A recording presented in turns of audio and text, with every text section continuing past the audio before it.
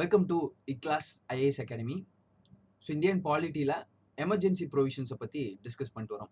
Last கிளாஸில் national emergency பற்றி சில விஷயங்கள் வந்து பார்த்துருந்தோம். நேஷனல் எமர்ஜென்சி பற்றி நம்ம ஸ்டார்ட் பண்ணியிருந்தோம். 3 டைப் ஆஃப் எமர்ஜென்சியில் ஃபர்ஸ்ட் எமர்ஜென்சி டிஸ்கஸ் பண்ணிட்டு இருந்தோம். தேசிய அவசர காலநிலை. நேஷனல் எமர்ஜென்சி பற்றி பார்க்கும்போது பிரசிடென்ட் அதை வந்து ப்ரொக்ளைம் பண்ணுறாரு. அவர் தான் பிரகடனம் பண்ணுறாரு. On the advice of cabinet, written advice இல்லையா, ரிட்டனை எழுதி கொடுத்து கேபினெட்டோட அட்வைஸுங்கிற பேர்ல எமர்ஜென்சி பாஸ் பண்ணிட்டாரு. எமர்ஜென்சி பாஸ் பண்ணோடனே பார்லிமெண்ட் அதை வந்து 1 மாசத்துக்குள்ள அப்ரூவ் பண்ணணும். இது வரைக்கும் பார்த்தோம். ஸோ பார்லிமெண்ட் அப்ரூவ் பண்ணும்போது 2 பேருமே அப்ரூவ் பண்ணிட்டாங்க. ராஜ்யசபா, லோக்சபா 2 பேருமே 30 நாளுக்குள்ள அப்ரூவ் பண்ணிட்டாங்க அப்படின்னா, இஃப் இட் இஸ் அப்ரூவ் 6 மாசத்துக்கு பார்த்தீங்கன்னா நேஷனல் எமர்ஜென்சி கண்டினியூ ஆகும். அதுக்கப்புறம் 6 மாசத்துக்கு அப்புறம் மறுபடியும் பார்லிமெண்ட் அப்ரூவ் பண்ணா இன்னொரு 6 மாசம் அப்படின்னு சொல்லிட்டு இன்டெஃபினைட் பீரியடுக்கு இந்த நேஷனல் எமர்ஜென்சி வந்து போகும். ஸ்பெஷல் மெஜாரிட்டி ஒரு டைம் அப்ரூவ் பண்ணும்போதும்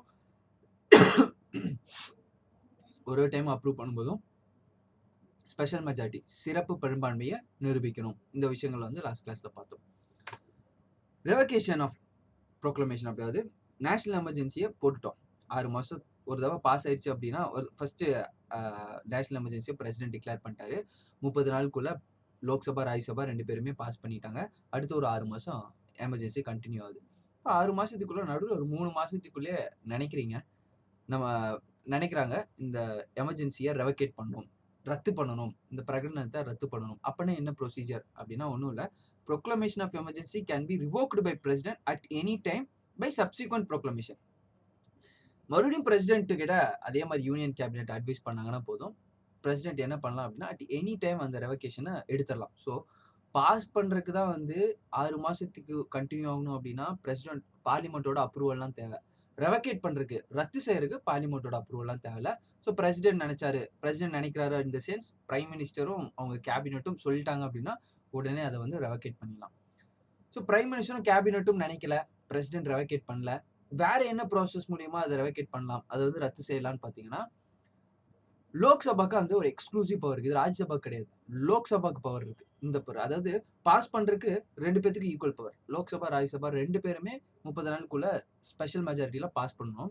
ஆனா ரெவகேட் பண்றதுக்கு, ரத்து செய்யறதுக்கு லோக்சபாக்கு மட்டுமே ஒரு பவர் இருக்கு. எப்படின்னா லோக்சபால இருக்கக்கூடிய மெம்பர்ஸ் மட்டுமே கூடி சிம்பிள் மெஜாரிட்டி, சாதாரண ஒரு பெரும்பான்மையில இதை வந்து ரத்து பண்ணணும்னு சொல்லிட்டா போதும், பிரசிடென்ட் உடனே அதை வந்து ரத்து பண்ணிடுவார். ஸோ ஒருவேளை லோக்சபா இப்போ கூட்டத்தில் இல்லை, ஸோ லோக்சபா நினைச்சது அப்படின்னா வந்து சிம்பிள் மெஜாரிட்டியில் பாஸ் பண்ணாலே அதை ரெவகேட் பண்ணிடலாம். ஒரு டைம் லோக்சபா இப்போ சபையில் இல்லை, தொடரில் இல்லை அப்படின்னா லோக்சபா என்ன பண்ணுவாங்க அப்படின்னா வந்து ஸ்பீக்கருக்கு ஒரு லெட்டர் அனுப்புவாங்க. 14 டேஸ்க்குள்ள லோக்சபாவில் இருக்கக்கூடிய ஒரு 1/4 மெம்பர்ஸ், ஒரு 50-60 பேர் சேர்ந்து என்ன பண்ணுவாங்க அப்படின்னா ஸ்பீக்கர்கிட்ட ரெக்வஸ்ட் பண்ணுவாங்க. உடனே ஸ்பீக்கர் ஒரு சிறப்பு அவையை கூட்டுவார். சிறப்பு அவையில் ஒரு சிம்பிள் மெஜாரிட்டியில் பாஸ் பண்ணிட்டாங்கன்னா போதும், எமர்ஜென்சியை ரெவகேட் பண்ணிடலாம். இப்போ எமர்ஜென்சியை பாஸ் பண்ணுறதுக்கு ஸ்பெஷல் மெஜாரிட்டி வேணும். நேஷனல் எமர்ஜென்சி பொறுத்த வரைக்கும் பாஸ் பண்ணுறதுக்கு போத் லோக்சபா, ராஜ்யசபா சிறப்பு பெரும்பான்மை மூலியமா ஒத்துக்கிட்டாதான் பாஸ் பண்ண முடியும். இன்கேஸ் ரெவகேட் பண்ணுறதுக்கு, ரத்து பண்ணுறதுக்கு சிம்பிள் மெஜாரிட்டியில் லோக்சபா மட்டும் நினைச்சாலே போதும், ரெவகேட் பண்ணிடலாம். ஸோ லோக்சபா நினைக்கலனாலும் பிரசிடென்ட் கிட்ட யூனியன் கேபினெட் அட்வைஸ் பண்ணா போதும், அவரும் சிங்கிள் ஹேண்டா என்ன பண்ணிடுவாரு, ரெவகேட் பண்ணிடுவாரு. அப்போ எடுக்கிறதுக்கு ஈஸியாக வச்சிருக்காங்க. நேஷனல் எமர்ஜென்சி போடுறதுக்கு தான் கஷ்டமா வச்சிருக்காங்க. ஸோ எடுக்கிறதுக்கு வந்து ஈஸியாக தான் வச்சிருக்காங்க, ஈஸியாக எடுத்துருவாங்க. Effects of national emergency. So national emergency pass பண்ணிட்டாங்க. ஸோ இதோட விளைவுகள் என்னெல்லாம் இருக்கும், நேஷனல் எமர்ஜென்சி மூலமா விளைவுகள் என்னெல்லாம் இருக்கும், நிறைய விளைவுகள் இருக்கு. ஸோ இந்த விளைவுகளை ஒரு இதாக பிரிச்சு பார்ப்போம். எக்ஸிக்யூட்டிவ்ல, நிர்வாகத்துறையில எந்த அளவுக்கு இந்த ஒரு நேஷனல் எமர்ஜென்சி அஃபெக்ட் பண்ணுது. லெஜிஸ்லேட்டிவ், சட்டமன்றத்துல இந்த மாதிரி ஒரு தேசிய அவசர கால நிலை சட்டமன்றத்தை எந்த மாதிரிலாம் அஃபெக்ட் பண்ணுது. அதே மாதிரி ஃபினான்ஸா, நிதி தொடர்பா இந்த நேஷனல் எமர்ஜென்சி எப்படியெல்லாம் அஃபெக்ட் பண்ணுது அப்படிங்கிறத, அதோட விளைவுகளை வந்து இந்த 3 தலைகளுக்கு கீழே வந்து பார்க்கலாம்.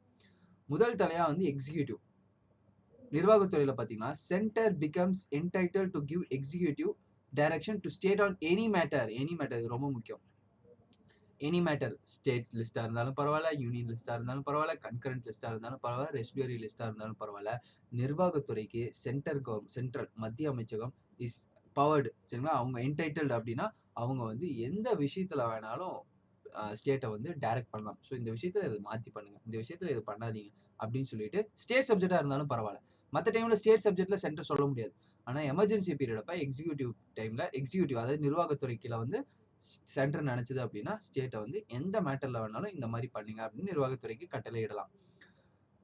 லெஜிஸ்லேட்டிவ் சட்டம் இயற்றுறதுல பாத்தீங்கன்னா parliament becomes empower to make laws on any subject mention in state list. State லிஸ்ட்ல இருக்கக்கூடிய எந்த சப்ஜெக்ட்ல வேணாலும் பார்லிமெண்ட் லா மேக் பண்ணலாம். The president can issue ordinance on state subject. So president இவரு ஜனாதிபதி நினைச்சுன்னா ஆர்டினன்ஸ் ஆர்டினன்ஸ்ங்கிறது வந்து நம்ம பார்த்தோம் இல்லையா, இந்த அவசர காலத்துல பண்றது சரிங்களா, அவசர கால சட்டம் சொல்லுவாங்க ஆர்டினன்ஸ் அப்படிங்கிறது. ஸோ பார்லிமெண்ட் தொடர்ல இல்லாத போது ஆர்டினன்ஸ் இஷ்யூ பண்ணுவாங்க. ஆர்டினன்ஸ் யூனியன் சப்ஜெக்ட்ல தான் இஷ்யூ பண்ணுவாங்க. பார்லிமெண்டால மத்திய பட்டியலில் இருக்கிறத வந்து இஷ்யூ பண்ண முடியும். ஆனா எமர்ஜென்சி பீரியட் அப்போ அதே ஆர்டினன்ஸை மாநில பட்டியலில் இருக்கிறது கூட என்ன பண்ணலாம் அப்படின்னா பிரசிடென்ட் வந்து இஷ்யூ பண்ணலாம். The law made on state subjects by the parliament becomes inoperative 6 months after the emergency has ceased to be. இது ரொம்ப ரொம்ப முக்கியம். நான் ஒரு முக்கியமான பாயிண்ட் சொல்றேன் பாருங்க. இதுல என்ன சொல்றாங்க அப்படின்னா ஸ்டேட் சப்ஜெக்ட் ஏதோ ஒரு விஷயம் இருக்கு, மாநில பட்டியலில் ஒரு விஷயத்த எமர்ஜென்சி பீரியட் அப்ப சென்ட்ரல் கவர்மெண்ட் ஒரு லாவை மேக் பண்ணிருச்சு. அந்த லா எவ்வளவு வருஷத்துக்கு செல்லும், எவ்வளவு நாளைக்கு செல்லும் அப்படின்னா 6 மாசத்துக்கு தான் செல்லும். 6 months தான் செல்லும். ஓகேங்களா, எமர்ஜென்சி முடிஞ்ச பின்னாடி 6 மாசம் தான் செல்லும். அதுக்கப்புறம் அது வந்து காலாவதி ஆயிரும். அப்போ ஒருவேளை அந்த லா வேணும்னா ஸ்டேட் கவர்மெண்ட் மறுபடியும் அந்த லாவை பாஸ் பண்ணிக்கணும். அப்படி லா பாஸ் பண்ணல அப்படின்னா நேஷனல் எமர்ஜென்சி அப்போ பாஸ் பண்ற லாக்கு வெறும் 6 மாசம் தான் கெடும். 6 மாசம் தான் வந்து கால கெடும். இதெல்லாம் முக்கியமான விஷயம் எக்ஸிக்யூட்டிவ்லயும் லெஜிஸ்லேட்டிவ்லயும். எக்ஸிக்யூட்டிவ்ல ஒன்றும் இல்லை, எக்ஸிக்யூட்டிவ்ல இருக்கக்கூடிய எல்லா டைரக்ஷனும் எல்லா control on any matter central கவர்மெண்ட்டுக்கு பவர் வந்துடும். லெஜிஸ்லேட்டிவ் அதே தான், ஸ்டேட் சப்ஜெக்ட்ல இருக்கக்கூடியதுல கூட சென்டர் நினைச்சதுன்னா லா மேக் பண்ணும். அதே மாதிரி லா மேக் பண்றது வந்து 6 மாசம் தான் வந்து செல்லுபடி ஆகும். எமர்ஜென்சி ஒன்ஸ் போயிருச்சு, போன பின்னாடி 6 மாசத்துக்குள்ள அந்த லா செல்லாம போயிடும். ஒருவேளை ஸ்டேட் கவர்மெண்ட்டுக்கு அந்த லா வேணும் அப்படின்னா அவங்க மறுபடியும் பாஸ் பண்ணிக்கணும். பாஸ் பண்ணிச்சு அப்படின்னா வச்சுக்கலாம். ஃபினான்ஷியலா நிதி தொடர்பா இந்த தேசிய அவசர கால நிலை நிதி தொடர்பா எங்கெல்லாம் பாதிக்கும் அப்படின்னு பாத்தீங்கன்னா President can modify the constitutional distribution of revenues between the center and the state. மத்திய அமைச்சகமும் மாநில அமைச்சகமுக்கும் ரெவன்யூ ஷேரிங் இருக்கும் சரிங்களா. இப்போ ஜிஎஸ்டி இந்த மாதிரிலாம் நம்ம சில வரிகள் பார்த்தீங்க அப்படின்னா சென்ட்ரல் கவர்மெண்ட் போடும், சில வரிகள் ஸ்டேட் கவர்மெண்ட் போடும். கடைசியில் பார்த்தீங்க அப்படின்னா சென்ட்ரல் கவர்மெண்ட் ஸ்டேட் கவர்மெண்ட்டுக்கு பணங்களை பிரித்து கொடுப்பாங்க சரிங்களா. கிட்டத்தட்ட finance commission last 14th finance கமிஷனோட அட்வைஸ் படி 41% பார்த்தீங்க அப்படின்னா இருக்கக்கூடிய கலெக்டான டாக்ஸஸ் ரெவன்யூஸை வந்து ஸ்டேட்டுக்கு பிரித்து கொடுக்கணும். இருக்கக்கூடிய எல்லா ஸ்டேட்டுக்கும் 41% வந்து பிரித்து கொடுக்கணும். ஃபர்ஸ்ட் வந்து 42% இருந்துச்சு. எப்போ ஜம்மு அண்ட் காஷ்மீரை வந்து ஒரு ஸ்டேட்ல இருந்து 2 யூனியன் டெரிட்டரியா பிரிச்சாங்களோ அப்போ 1% குறைச்சிக்கிட்டாங்க. 41% வந்து பிரிச்சு கொடுக்கணும். இந்த 41% 42% என்ன வேணாலும் இது எல்லாமே பார்த்தீங்க அப்படின்னா சென்ட்ரல் கவர்மெண்ட் நினைச்சதுன்னா அதை மாத்திக்கலாம். எப்படி வேணாலும் அந்த ஸ்டேட்டுக்கு கொடுக்கக்கூடிய ஷேரை வந்து எப்படி வேணாலும் மாத்திக்கலாம் எமர்ஜென்சி பீரியட் அப்போ. This means that can either reduce or cancel the transfer of finances. So கொடுக்கணும்னா கொடுக்கலாம், ரெடியூஸ் பண்ணலாம், கொடுக்காம கூட விடலாம். இது எல்லாமே பார்த்தீங்க அப்படின்னா எமர்ஜென்சி பீரியட் அப்போ சென்ட்ரல் கவர்மெண்ட்டுக்கு பவர் வரும். ஸோ இதெல்லாம் தான் காரணம் நேஷனல் எமர்ஜென்சி அப்போ சென்ட்ரல் கவர்மெண்ட்டுக்கு ஏன் இவ்வளோ பவர் வருது அப்படின்னா இந்த 3லயும் பார்த்தீங்க அப்படின்னா எக்ஸார்பிடண்டா பவர் வந்து சென்ட்ரல் கவர்மெண்ட்டுக்கு வந்துடும். ஸோ இந்த பவர் இருந்தால் தான் சில இந்த மாதிரி வாரோ எக்ஸ்டர்னல் அக்ரெஷனோ இன்டர்னல் ஆர்ம்டு ரெபலியன் இதெல்லாம் நடக்கும்போது கண்ட்ரோல் பண்ணுறதுக்கு இதெல்லாம் வேணும். அதனால தான் இந்த ப்ரொவிஷன்ஸ்லாம் வச்சுருக்காங்க. இப்போ எமர்ஜென்சி பீரியட் அப்போ நேஷனல் எமர்ஜென்சி அப்போ எப்படியெல்லாம் வந்து executive legislative and financial effects அந்த இந்த துறைகள் எல்லாம் எப்படி விளைவுகள் இருக்கு அப்படிங்கிறதையும் பார்த்துட்டோம். அடுத்ததா வந்து effect on life of Lok Sabha. So லோக்சபாக்கும் ஸ்டேட் அசம்பிளிக்கும் சரிங்களா, பாராளுமன்றத்தில் இருக்கக்கூடிய கீழவை லோக்சபா. ராஜ்யசபா பிரச்சனை இல்லை, ஏன்னா அது கண்டினியூங் சேம்பர் எப்பவுமே இருக்கும். 6 வருஷம் தான் டேர்ம். 2 வருஷத்துக்கு ஒருக்கா 1/3 மெம்பர் வெளில போயிட்டே இருப்பான். எமர்ஜென்சி இருந்தாலும் சரி எமர்ஜென்சி இல்லைனாலும் சரி பாதிக்கப்படாது.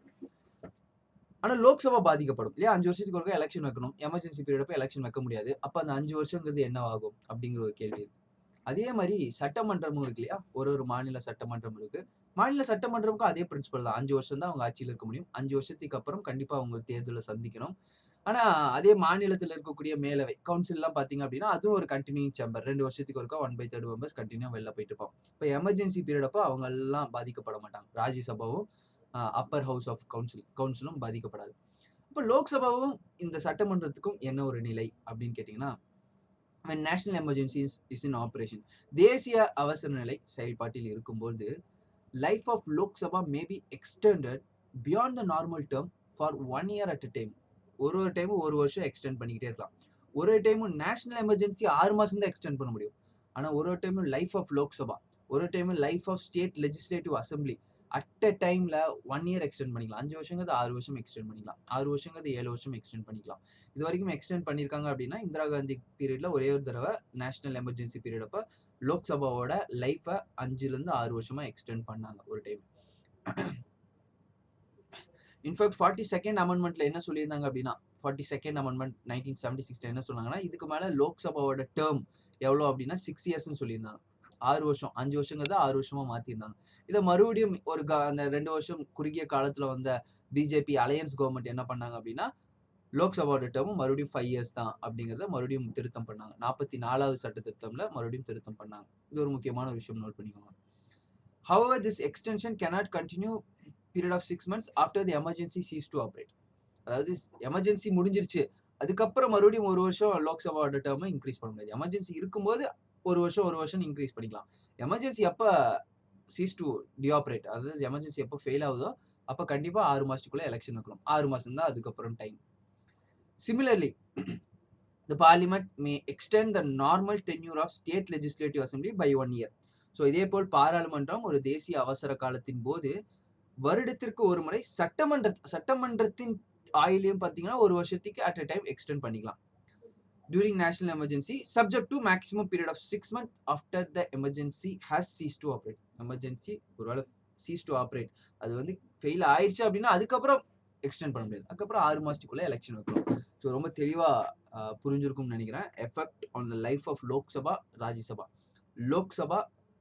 லோக்சபா சட்டமன்றம் இந்த 2 சபைகளுக்கும் விளைவுகள் எப்படி இருக்கும் அப்படின்னா 5 வருஷங்கிற டேர்மை 6 வருஷமா எக்ஸ்டெண்ட் பண்ணிக்கலாம். அட் அ டைம் ஒரு வருஷம் எக்ஸ்டெண்ட் பண்ணிக்கணும். எக்ஸ்டெண்ட் பண்ணும்போது கண்டிப்பாக நேஷனல் எமர்ஜென்சி நிலுவையில் இருக்கணும். நேஷனல் எமர்ஜென்சி ஒரு நிலுவையில் இல்லை அப்படின்னா 6 மாதம் தான் டைமு. 6 மாதத்துக்குள்ள அடுத்த எலெக்ஷன் வச்சிடணும். ஸோ இந்த எக்ஸ்டெண்ட் பண்ணுறதும் இன்டெஃபினைட் பீரியட்ல எக்ஸ்டெண்ட் பண்ணலாம் அப்படிங்கிறது முக்கியமான விஷயம், நோட் பண்ணி. ஏன் அப்படின்னா நேஷனல் எமர்ஜென்சி தான் இன்டெஃபினைட் பீரியட்ல எக்ஸ்டெண்ட் பண்ண முடியும். ஸ்டேட் எமர்ஜென்சி அடுத்ததாக பார்க்க போகிற ஸ்டேட் எமர்ஜென்சி இன்டெஃபினைட்டாக ஒரு ஸ்டேட்டில் வந்து எமர்ஜென்சி வந்து போட்டு வச்சுக்க முடியாது. அது ஒரு 3 வருஷம் தான் டைம். ஸோ அது அங்கே அந்த இடத்துல அது புரியணும் அப்படிங்கிறதுக்காக தான் இன்டெஃபினைட் அப்படிங்கிற ஒரு வார்த்தையை அழுத்தமாக இந்த இடங்களை வந்து குறிப்பிட்றேன். அடுத்தது ரொம்ப முக்கியமான விஷயம், ரொம்ப கன்ஃபியூசிங்கான விஷயம். அடிப்படை உரிமைகள் இந்த நேஷனல் எமர்ஜென்சியால எப்படியெல்லாம் பாதிக்கப்படும். ஸ்டேட் எமர்ஜென்சி அப்போ அடிப்படை உரிமைகள் பாதிக்கப்படாது. சரிங்களா? ஒரு ஸ்டேட்ல மட்டும் எமர்ஜென்சி இருக்கு, தமிழகத்துல மட்டும் ஒரு அவசர காலநிலை போடுறாங்க, நம்மளோட அடிப்படை உரிமைகள் பாதிக்கப்படாது. ஆனா நேஷனல் எமர்ஜென்சி அப்போ நம்ம சில அடிப்படை உரிமைகள் பாதிக்கப்படும். இந்த நேஷனல் எமர்ஜென்சி பத்தி நிறைய கேசஸ், நிறைய ஜட்ஜ்மெண்ட்ஸ் எல்லாமே சொல்லி தான் இப்போ என்னன்னு சொல்லி ஒரு ஃபைனலைஸ் பண்ணியிருக்காங்க. இப்போ நம்ம ஒரு ப்ரொவிஷன்ஸாகவே இதை படித்து உங்களுக்கு எக்ஸ்பிளைன் பண்ணுறேன். அதுக்கு முன்னாடி ஒரு முக்கியமான விஷயம் தெரியணும் அப்படின்னா, ஃபண்டமெண்டல் ரைட் அடிப்படை உரிமைகள் நேஷனல் எமர்ஜென்சி அப்போ, தேசிய அவசர காலநிலை அப்போ பாதிக்கப்படுமான்னு கேட்டிங்கன்னா கண்டிப்பாக பாதிக்கப்படும். அந்த ஒரு விஷயம் உங்களுக்கு தெளிவாய்க்கோங்க. ஃபண்டமெண்டல் ரைட்ஸ் பாதிக்கப்படும். உங்கள் ஃபண்டமெண்டல் ரைட்ஸை எடுக்க முடியுமா அப்படின்னு கேட்டிங்க அப்படின்னா ஆர்டிகல் 19 அப்சல்யூட்டாக கேன்சல் பண்ணிடலாம். So freedom of speech and expression, அதில் ஒரு 6 ஃபண்டமெண்டல் ரைட் இருக்கு இல்லையா? Right to reside, right to union, form union, right to move to a place, right to practise business, இந்த மாதிரி ஒரு 6 ஃபண்டமெண்டல் ரைட்ஸ் வந்து பார்த்தோம். ஆர்டிகல் 19 கேன்சல் ஆகும். சரிங்களா? எப்போ கேன்சல் ஆகும் அதெல்லாம் நான் சொல்கிறேன். மற்ற எல்லா ஃபண்டமெண்டல் ரைட்ஸும் ஆர்டிகல் 19 தவிர மற்ற எல்லா ஃபண்டமெண்டல் ரைட்ஸும் பார்த்தீங்க அப்படின்னா ஒன்லி என்ஃபோர்ஸ்மெண்ட் வந்து தடை செய்யப்படும். சஸ்பென்ஷன் ஆஃப் என்ஃபோர்ஸ்மெண்ட், அதாவது ஃபண்டமெண்டல் ரைட் இருக்கும், உங்களுக்கு அடிப்படை உரிமை இருக்கும், ஆனால் உங்கள் அடிப்படை உரிமை பாதிக்கப்பட்டுச்சுன்னா கொண்டு போய் கோர்ட்டில் கேட்பீங்க இல்லையா? அந்த சலுகை கிடையாது. உங்கள் அடிப்படை உரிமை இருக்கும், அடிப்படை உரிமை பாதிக்கப்பட்டுச்சுன்னா நீங்கள் கோர்ட்டில் போய் கேட்க முடியாது. ஸோ பேரளவுக்கு அடிப்படை உரிமைகள் இருக்கும், அது பாதிக்கப்பட்டுச்சுன்னா நீங்கள் எதுவும் போய் கேட்க முடியாது. அந்த விஷயம்தான் போகும். சஸ்பென்ஷன் ஆஃப் ஃபண்டமெண்டல் ரைட் தான் நடக்கும். அதுக்கப்புறம் எமர்ஜென்சி சீஸ் ஆன பின்னாடி, எமர்ஜென்சி கேன்சல் ஆன பின்னாடி அப்போ நீங்கள் உங்களுக்கு என்னெல்லாம் உரிமைகள் பாதிக்கப்பட்டுச்சோ அப்போ போய் கோர்ட்டில் போய் நியாயம் வாங்கலாம். அந்த டைமில் மட்டும் உங்கள் ஃபண்டமெண்டல் ரைட்டோட என்ஃபோர்ஸ்மெண்ட் சஸ்பெண்ட் பண்ணப்படும். 3வது முக்கியமான விஷயம், எக்காரணம் கொண்டும் இது என்ன நடந்தாலும் ஆர்டிகல் 20, 21 உங்கள்கிட்ட இருந்து எடுக்கவே முடியாது. எப்பவுமே ஆர்டிகல் 20, 21 உங்களுக்கு இருக்கும். சரிங்களா? அது எந்த டைமாக இருந்தாலும் ஆர்டிகல் 20, 21 எடுக்க முடியும். ஆர்டிகல் 20, 21 ரொம்ப பேசிக், ஒரு சிட்டிசனுக்கு ரொம்ப ஃபண்டமெண்டல். அது எடுக்கவே முடியாது. ஜனநாயக நாட்டில் அதை எடுக்கவே முடியாது. எமர்ஜென்சி பீரியட் ஆகட்டும், என்ன ஒரு பீரியட் ஆகட்டும், அதை எடுக்க முடியாது. அடிப்படை உரிமைகள் எமர்ஜென்சி பீரியட் அப்போ, இந்த அவசர கால நிலை அப்போ அடிப்படை உரிமைகள் எந்த அளவுலாம் பாதிக்கப்படும்? அடிப்படை உரிமைகளை பத்தி சீரீஸ் ஆஃப் நிறைய ஜட்ஜ்மெண்ட்ஸும் நிறைய கேசஸும் வந்து கடைசியில என்ன ஒரு ஸ்டேட்ல இருக்கு அப்படிங்கறத இந்த ப்ரொவிஷன்ஸ் மூலியமா நான் ரீட் பண்ணி காமிக்கிறேன். ஸோ அதுக்கு முன்னாடி அந்த அடிப்படை உரிமைகளை பத்தி தெரிஞ்சுக்கணும் அப்படின்னா வந்து நான் 3 விஷயங்கள் சொல்லியிருந்தேன் இல்லையா? இந்த 3 விஷயங்கள் தான். ஆர்டிகல் 19 இது வந்து என்ன ஆகும் அப்படின்னா ஃபுல்லா டெலீட் ஆயிடும், ஃபுல்லா கேன்சல் ஆயிடும். ஆர்டிகல் 19 உங்களுக்கு இருக்காது.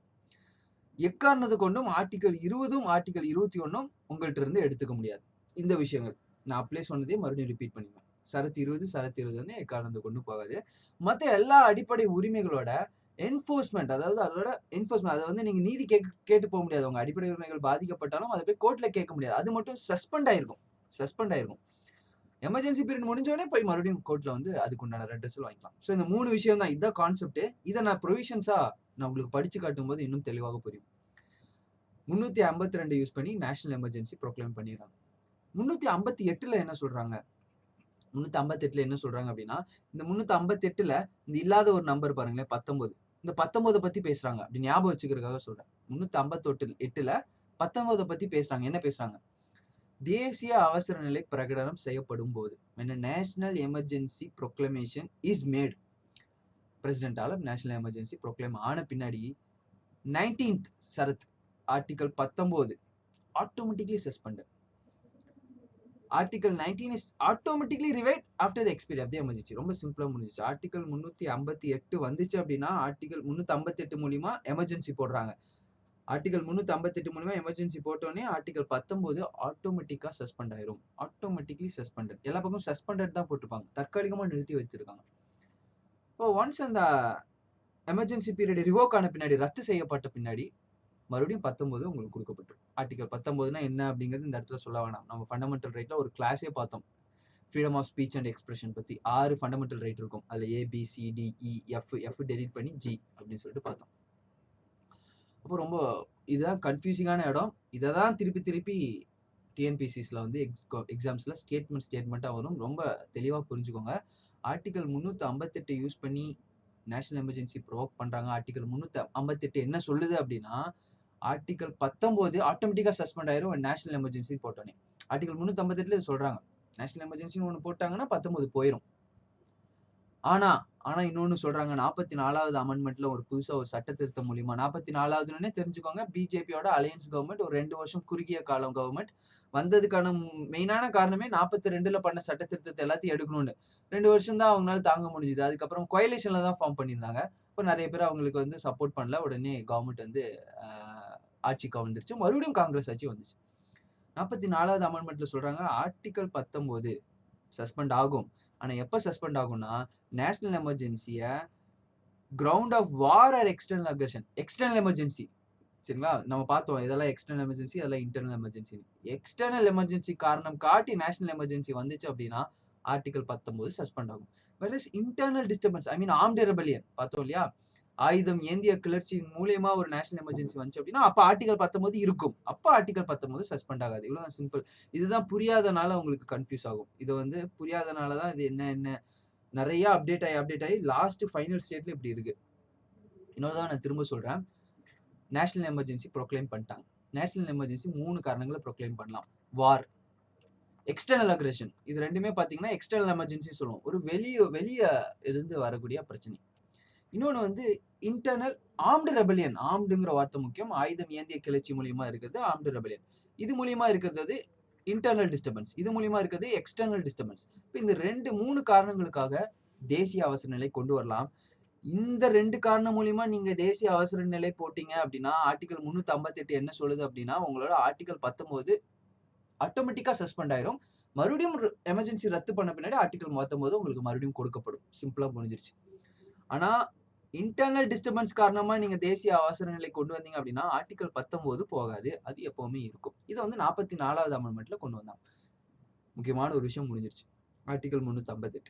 ஆர்டிகல் 359 அடுத்த ஆர்டிகல், அது என்ன சொல்லுது அப்படின்னா வந்து, பிரசிடென்ட் இஸ் அத்தாரைஸ்டு டு, ஜனாதிபதி, சரிங்களா?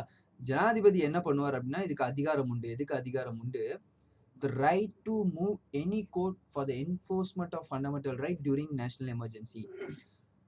ஸோ அவசர காலத்தின் போது உங்களோட அடிப்படை உரிமைகளை அமல்படுத்துவதற்காக எந்த ஒரு நீதிமன்றத்தையும் நாடுவதற்கான உரிமை உங்களுக்கு இருக்கு பாத்தீங்களா. ஃபண்டமெண்டல் பாதிக்கப்பட்டுச்சுன்னா ஸ்ட்ரைட்டா சுப்ரீம் கோர்ட் போகலாம், ஆர்டிகல் 32 ஸ்ட்ரைட்டா ஹைகோர்ட் போகலாம், ஆர்டிகல் 224 இது ரெண்டுமே சஸ்பெண்ட் பண்ணிடுவாங்க. இதை வந்து அமல்படுத்துற அந்த உரிமையை எடுத்துருவாங்க. ஜஸ்ட் அந்த வந்து போய் நீதி கேட்க முடியாது. அப்பத்திக்கு எமர்ஜென்சி ரத்து ஆன அடுத்த நிமிஷமே நீங்க போய் நீதி கேட்கலாம், மறுபடியும் கோர்ட்ல போய் கேஸ் போடலாம். ஸோ இதை வந்து ஆர்டிகல் 359 குறிப்பிட்டிருக்காங்க. ஆர்டிகல் 350 என்ன குறிப்பிட்டிருக்காங்க? President is authorized to suspend the right to move any court for the enforcement of the fundamental right மட்டும் தான். ஆனா இந்த any right to move to any court சரிங்களா, எந்த கோர்ட்டுக்கு வேணாம், any court for the enforcement of fundamental right. ஆனாலும் இந்த ஃபண்டமெண்டல் ரைட்ல ஆர்டிகல் 20, 21 எக்காரணத்தை கொண்டும் சஸ்பெண்ட் பண்ண முடியாது. அதையும் 44வது அமெண்ட்மெண்ட்ல குறிப்பிட்டிருக்காங்க. சிம்பிளா புரிஞ்சுக்கோங்க. பிரசிடென்ட் நினைச்சாரு அப்படின்னா இந்த உங்களோட அடிப்படை உரிமைகளை அமல்படுத்துவதற்கான உரிமை இருக்கு பாத்தீங்களா, கோர்ட்ல போய் கேட்கறதுக்கு உண்டான உரிமை, அதை வந்து ரத்து செய்யலாம். சஸ்பெண்ட் பண்ணலாம், ரத்து கிடையாது, சஸ்பெண்ட் பண்ணலாம், நிலுவையில வச்சுக்கலாம். அப்ப கூட ஆர்டிகல் 20, 21 டச் பண்ண முடியாது. அப்ப இதுல இருந்து என்ன தெரியுதுன்னா, எந்த எமர்ஜென்சி இருந்தாலும் பரவாயில்ல, எந்த டைம் இருந்தாலும் பரவாயில்ல, உங்களுக்கு ஆர்டிகல் 20, 21 எப்பவுமே அவங்க கூடயே இருக்கும். அது யார் நினைச்சாலும் எடுக்க முடியாது. கவர்மெண்ட் நினைச்சாலும் எடுக்க முடியாது, கோர்ட் நினைச்சாலும் எடுக்க முடியாது, யார் நினைச்சாலும் அந்த ஆர்டிகல் 20, 21 எடுக்க முடியாது. இவ்வளவுதான் நேஷனல் எமர்ஜென்சில இந்த ஆர்டிகல் 358, 359 ரொம்ப கன்ஃபியூசிங்கான இடம். ஸோ இப்போ புரிஞ்சிருக்கும்னு நினைக்கிறேன். இப்போ அடுத்தது வந்து பிரசிடென்ட் ரூல் போகலாம், ஸ்டேட் எமர்ஜென்சி வந்து போகலாம். அதுக்கு முன்னாடி நான் வந்து இந்த நேஷனல் எமர்ஜென்சி பத்தி முக்கியமான ஒரு விஷயம் ரீகேப் மாதிரி பார்க்கணும் அப்படின்னா, ஆர்டிகல் 352 யூஸ் பண்ணி தேசிய நேஷனல் எமர்ஜென்சி போடலாம். நேஷனல் எமர்ஜென்சி போடுறதுக்கு 3 காரணங்கள் இருக்கு. ஒன்று வார், இன்னொன்று வந்து எக்ஸ்டர்னல் அக்ரெஷன். இது ரெண்டுமே பார்த்தீங்க அப்படின்னா எக்ஸ்டர்னல் எமர்ஜென்சின்னு சொல்லுவாங்க. இன்னொரு காரணம் பார்த்தீங்க அப்படின்னா இன்டர்னல் ஆர்ம்டு ரெபலியன், ஆயுதங்கள் ஏந்திய புரட்சி, அதுதான் பார்த்தீங்க அப்படின்னா இன்டர்னல் எமர்ஜென்சி. ஸோ இந்த காரணத்துக்காக பிரசிடென்ட் வந்து இந்த நேஷனல் எமர்ஜென்சியை வந்து பிரகடனம் பண்ணலாம், ப்ரொக்ளைம் பண்ணலாம். ப்ரொக்ளைம் பண்றதுக்கு முன்னாடி யூனியன் கேபினட்டோட ரிட்டர்ன் அட்வைஸ் வேணும். இந்த ரிட்டர்ன் அட்வைஸ் அப்படிங்கிறது 44வது சட்ட திருத்தம்ல குறிப்பிட்டிருக்காங்க. இப்போ ரிட்டர்ன் அட்வைஸ்ல பிரசிடென்ட் வந்து ப்ரொக்ளைம் பண்ணிடுறாரு. ப்ரொக்ளைம் பண்ணி 30 நாள்ல 30 டேஸ் ரொம்ப முக்கியம், 30 டேஸ். ஏன்னா இது அடுத்த ஸ்டேட் ரூல்ல பாத்தீங்கன்னா 60 டேஸா மாறும். அதனால 30 டேஸ். 30 டேஸ்க்குள்ள both Lok Sabha and Rajya Sabha special மெஜாரிட்டியில தனித்தனியா அதை பாஸ் பண்ணும். அப்படி பாஸ் பண்ணிட்டாங்க அப்படின்னா அடுத்த ஒரு 6 மாசத்துக்கு மறுபடியும் நேஷனல் எமர்ஜென்சி நிலுவையில இருக்கும். அடுத்த 6 மாசத்துக்கு நேஷனல் எமர்ஜென்சி நிலுவையில இருக்கும். அதுக்கப்புறம் மறுபடியும் 6 மாசம் வேணும்னா மறுபடியும் லோக்சபாவும் ராஜ்யசபாவும் பாஸ் பண்ணும். இந்த மாதிரி இன்டெஃபினைட் பீரியடுக்கு நேஷனல் எமர்ஜென்சியை கொண்டு வந்து வச்சுக்கலாம். ஒருவேளை நடுவுல அந்த நேஷனல் எமர்ஜென்சியை ரெவகேட் பண்ணணும், ரத்து பண்ணணும்னு நினைச்சீங்க அப்படின்னா பிரசிடென்ட் சிங்கிள் ஹேண்டா யூனியன் கேபினட்டோட அட்வைஸ்ல பிரசிடென்ட் வந்து ரத்து பண்ணலாம். பிரசிடென்ட் மட்டும் இல்ல, லோக்சபாக்கு எக்ஸ்க்ளூசிவா பவர் கொடுத்து வச்சிருக்காங்க. லோக்சபா நினைச்சது அப்படின்னா சிம்பிள் மெஜாரிட்டி போதும், சிம்பிள் மெஜாரிட்டி 50% பிரசிடென்ட் சிட்டிங், சாதாரண பெரும்பான்மையை நிரூபித்தால் போதும் பிரசிடென்ட் நேஷனல் எமர்ஜென்சியை ரெவகேட் பண்ணிக்கலாம். ஸோ இதெல்லாம் இந்த பிரசிடென்ட் எமர்ஜென்சி போடும்போது என்னெல்லாம் ஆகும், லோக்சபா வந்து ரெவகேட் பண்ணிக்கலாம். ஸோ பிரசிடென்ட் எமர்ஜென்சி அப்போ என்னெல்லாம் விளைவுகள் நடக்கும், லெஜிஸ்லேட்டிவா என்ன விளைவுகள் நடக்கும், எக்ஸிக்யூட்டிவா என்ன விளைவுகள் நடக்கும், ஃபினான்ஷியலா என்ன விளைவுகள் நடக்கும் பார்த்தோம். ஆன் தி ஹோல் ஸ்டேட்டோட எந்த சப்ஜெக்ட்ல வேணாலும் சென்டர் வந்து ரூல் பாஸ் பண்ணலாம். ஸ்டேட்டுக்கும் சென்டருக்கும் இருக்கக்கூடிய பண பரிவர்த்தனைகளை சென்டர் முடிவு பண்ணிக்கலாம். வேணும்னா கொடுக்கலாம், இல்லை கொடுக்காம கூட போகலாம். இந்த மாதிரி சென்ட்ரலுக்கு வந்து அதிக பவர் வந்து வந்துடும். லாஸ்டா பார்த்தீங்க அப்படின்னா அடிப்படை உரிமைகளுக்கு ரிலேட்டடா நேஷனல் எமர்ஜென்சி எந்த வகையெல்லாம் பாதிக்கப்படும், ஆர்டிகல் 358 சொல்லுது. 58 19 வந்துடணும். ஸோ 58 என்ன சொல்லுது அப்படின்னா முதல் 2 காரணம் வார் மூலியமாகவும் எக்ஸ்டர்னல் எக்ரெஷன் காரணமாகவும் இந்த 2 காரணம் காட்டி தேசிய அவசர நிலை வந்து பிறப்பித்தாங்க அப்படின்னா ஆர்டிகல் 19 ஆட்டோமேட்டிக்கா சஸ்பெண்ட் ஆயிரும். வேற 3வதா ஒரு விஷயம் இருக்கு இல்லையா, ஆர்ம்டு ரெபலியன், ஆயுதம் ஏந்திய புரட்சியோட ஒரு தேசிய அவசர நிலையை கொண்டு வந்தாங்க அப்படின்னா ஆர்டிகல் 19 உங்களுக்கு போகாது, ஆர்டிகல் 19 கூடவே இருக்கும். ஆர்டிகல் 359 என்ன சொல்லுது அப்படின்னா பிரசிடென்ட் நினைச்சாரு அப்படின்னா என்ஃபோர்ஸ்மெண்ட் ஆஃப் ஃபண்டமெண்டல் ரைட், உங்க அடிப்படை உரிமைகள் பாதிக்கப்பட்டுச்சுன்னா சுப்ரீம் கோர்ட்ல போய் கேட்கிற அந்த உரிமையை என்ன பண்ணலாம் அப்படின்னா சுப்ரீம் கோர்ட் பிரசிடென்ட் நினைச்சாரு அப்படின்னா அதை எடுத்துருவாரு. ஆனா அப்ப கூட ஆர்டிகல் 20, 21 உங்கள்கிட்ட இருந்து எப்பவும் எடுக்க முடியாது. இதுவும் 44வது சட்ட திருத்தம்ல குறிப்பிட்டிருக்காங்க. அதுக்கு முன்னாடி வரைக்கும் அதையும் எடுத்துடலாம். ஆனா அப்ப என்ன சொல்லிட்டாங்கன்னா என்ஃபோர்ஸ்மெண்ட் ஆஃப் ஃபண்டமெண்டல் ரைட்ஸும் எடுக்க முடியாது. ஸோ இதான் வந்து நேஷனல் எமர்ஜென்சி பத்தி இருக்கக்கூடிய முக்கியமான விஷயங்கள். இப்போ நேஷனல் எமர்ஜென்சி ஃபுல்லாக புரிஞ்சிருக்கும்னு நினைக்கிறேன். இனி அடுத்ததான் ஸ்டேட் எமர்ஜென்சி போகிறோம். சரிங்களா, state emergency also called as president rule, ஜனாதிபதியோட ஆட்சி அப்படின்னு கூட குறிப்பிடுவாங்க. நெக்ஸ்ட் கிளாஸ்ல வந்து நம்ம இந்த ஸ்டேட் எமர்ஜென்சி பத்தி டீட்டெயிலா பார்க்கலாம். அதுக்கு அடுத்த கிளாஸ்ல அந்த ஃபினான்ஷியல் எமர்ஜென்சி பத்தியும் முடிச்சிடலாம். ஸோ தேங்க்யூ ஃபார் வாட்சிங் இக்லாஸ் ஐஏஎஸ் அகாடமி.